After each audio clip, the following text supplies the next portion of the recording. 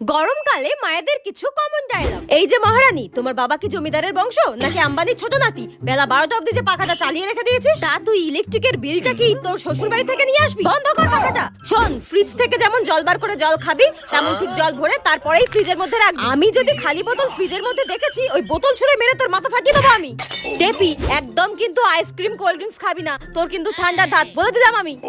আরে আরে, পাখাটা বন্ধ কর। এক্ষুনি তো বাইরে রোদ থেকে আসলি, একটু ঘামটা জুড়োতে দে, তারপর তো পাখাটা চালাবি নাকি? এক্ষুনি ঘামটা বসে ঠান্ডা লেগে যাবে, তারপর আবার গাদা গাদা টাকা ওষুধের পেছনে খরচা করতে হবে। ভালো লাগে না আমার আর, বন্ধ কর পাখাটা।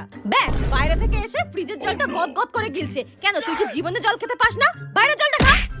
শোন, বেলা 3টে বেজে গেছে। এরপর যদি স্নান করতে গিয়ে বলেছিস ট্যাঙ্কের জল গরম হয়ে গেছে, একটু ফ্রিজ থেকে জল এনে দাও, মিশিয়ে নি, ঠান্ডা করে নি, তোর পিঠের চালে মেরে তোর পিঠ গরম করে দেবো আমি। স্নান করবি যা। টেপি, গরম পড়ে গেছে কিন্তু, এবার একটু জলটা বেশি করে খা।